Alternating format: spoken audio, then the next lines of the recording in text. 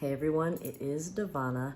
I wanted to come on for a minute and just talk about, I think, a subject that is very big in people that are looking to move abroad, which is income, money. I've joined a lot of Facebook groups, I definitely recommend Facebook groups. They are a wealth of information, and you can look for groups like I'm in a lot of Black expat groups specifically because I feel like that would really influence my experience. So I would definitely recommend to look for groups if they have something specific to you and how you identify. But there's just a wealth of information. But one thing I've noticed common across any group I'm in is people that want to move out of their home country but don't because of income reasons. Money, they don't have, a remote source of income that they can take with them. Maybe they have debt, things like that, right? So there's so much information out there. So I'm just going to share a little bit about what I know about this issue and my experience and what I've done. So what I notice most people in my groups do that live abroad is they tend to, some of them have transferable skills, and depending on where you come from, your degree might be transferable as well, or it might not. But what I've noticed is a lot of people who are in the medical field, physical therapists, doctors, nurses, social workers, mental health workers, teachers. Those are some of the big ones. I'm trying to think of something unique. I've noticed a lot of young people who do holistic classes, maybe cooking classes, or maybe they do yoga or Pilates or Zumba, something like that. And they'll do even virtual classes, or they'll do classes in person or both. You do have to be careful when pursuing anything as far as visas, what you can legally do and not do. You'll have to check that out with your country specifically. However, there are ways to do it. It's just really hard. Something that irritates me, and I was just talking to my sister about it yesterday, is in those groups all the time I will see people say, just get a remote job, just get a remote job.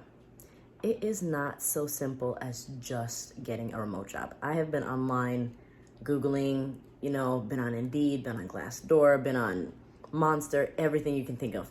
Idealists looking for remote jobs. There are definitely remote jobs, but some of them are temporarily remote. Some of them are remote as long as you work within the state or as long as you live within a certain distance. So it's really hard to find something that's genuinely remote that lets you actually live out of the country. I guess I don't know all the reasoning. I guess there are like tax liabilities and things like that. I don't know. But it's not the simplest thing to do. I know people are like, find an international company and then apply. But the issue then is like, are you getting paid in local currency? Are you getting paid in your currency? Depending on, what's better, what works for you. So those are all some things to consider.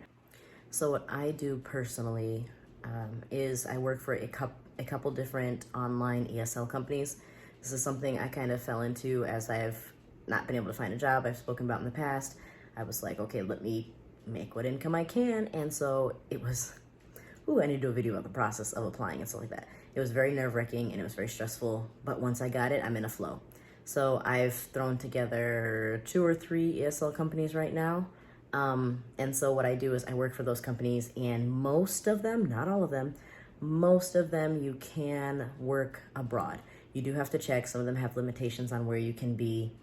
Another secret is a magical VPN. And if you didn't know what a VPN was, because I am not tech savvy, a VPN is basically, this is going to be very layman's terms, this is my understanding of a VPN, is that it is something that you have on your computer or connected to your internet or your phone that will hide where you are. It will say that you're here even when you're not. So if I'm abroad, I can set my VPN to say that I am technically still in the US, if maybe the company has a restriction on that. So be careful with that. It's up to you. I mean, if it's against the rules, you choose what you want to do. But a VPN is an option. I will put all my referral links below. If you have questions about it, I need to do videos about like in-depth stuff, but let me know, message me. So without going into too much detail, because this video is not about the ESL company specifically, it's just about an idea on how to make money abroad. So online ESL companies is one thing. They've got them based all over. All of them have different qualifications, different hours. You really have got to do your research, figure out what fits you, and experiment. Like, I've been scared to work for some companies, but really the thing is, like, you kind of just have to try it. If it doesn't work, leave it. And again, Facebook groups, so much information about these companies. So I've put together a few different ESL companies and been able to make an income that way to put together to live abroad. Another thing that I have done. So one is, this is really by chance. I follow a couple pages on Instagram that kind of post jobs or internships, things like that, opportunities. And so this one page that I happened to check, it was about public health.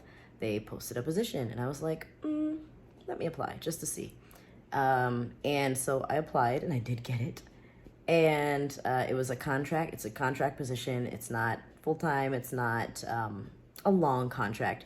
But as far as it having, like, the possibility of extension, sustainability, it provides good money, especially since I get paid in US, and that's fairly comparable, again, depending on where you live, but it was very comparable in Jamaica. So that is something to consider. But I mean, that was literally, like I said, I've searched all over the internet for remote jobs and never expected to find one on Instagram, of all places. And I found one. So keep looking, keep your eye out, take chances. You don't know. And don't think about like full-time or hours. Like I'm saying, you can put together, nothing that I'm doing right now is full-time. I've put together a couple part-times to make a full-time kind of thing, And so just get creative, try it out. Another thing is I actually volunteered for this. Well, no, that's not what happened. I sent in this application to be on a junior board for this company last summer. Never heard back. Probably like, I don't know, 8 months later, they contact me and are like, your resume came through, because I was applying to be on the board. And they were like, but we really want you to assist us with something. And so we talked about me working on a volunteer basis to assist with English classes online, because this is something I've had experience in. And so I agreed. I had nothing better to do. I think the organization is fabulous. It's got it's doing great things. I love what it's doing for the people there, what the focus is. And so I agreed. I was like, I don't have a whole lot else to do and I have the time, so let me help. So I agreed to volunteer for that. That has now turned into a paid position. So that's another thing, is go after interests. Maybe it can turn into money. It's a possibility. I never expected that position to be something that would pay me, and here we are.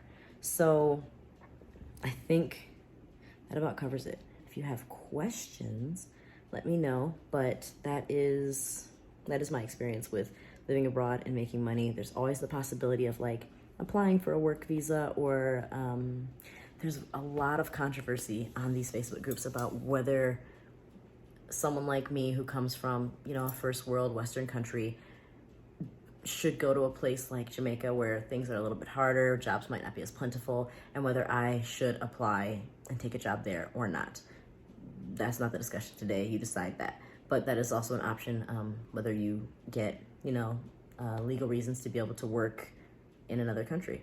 So look for those international positions, look for those government positions, look for those international organizations. And I think that's about all I've got. Something I forgot to mention that is absolutely essential is when looking to work abroad, if you're looking to work online, internet. Do a speed test wherever you're going to go. Do not commit to a lease or anything long-term until you know that the internet is stable, because like blackouts or brownouts are a thing abroad. There is fluctuation in current. That is something that needs to be concerned about. There are places like in Jamaica, we have crazy rainstorms sometimes, where this stuff just pours down, or crazy wind, or maybe you have, hurricanes, maybe you're by the ocean. That kind of stuff can all affect the power.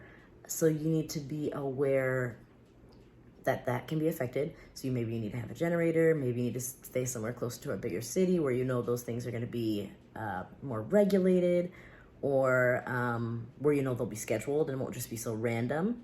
But having good internet, check the quality of your internet. There are a lot of options nowadays as far as like mobile internet, where like you can kind of buy like a box or like a mobile device that will kind of send out internet. So check that, see if that is good enough. I do want to say, so like for me, for instance, I lived in the country, in the hills. Internet was not good at all. And there was no getting around that, so that's something that you really have to consider, again, before you commit. And, people in the Facebook groups were like, why don't you try, I don't know, there's something like Skyroam, and there was a box called MiFi and stuff like that. But realize, do your research. What I found was that all of those little devices are still working off of the local networks. And so those devices only work as good as my cell phone signal. So where I was, there are two companies that service that area, and depending on where I am in the house, depending on where I am in the community, a service picks up better than the other. So I knew that my service on my phone was never gonna reach a certain bars. You know, like maybe they'll say you need 3 of the 5 bars to know that this will work. I knew that I was never gonna hit that mark. So even though I had that service and it was supposed to technically provide, you know, like a good internet connection, it wouldn't have been worth the money. It wouldn't have worked. So really do your research. Try to figure out what you can manage, hook up. Talk to the people that already live there, especially if you know any businesses that are in the area or someone who is business-like, that, you know, internet might be a serious concern for them. If you know any other expats, it's probably a big concern for them. Consider those things because internet is essential when you're doing a remote job. So yeah, see you next time. Please let me know if you have questions.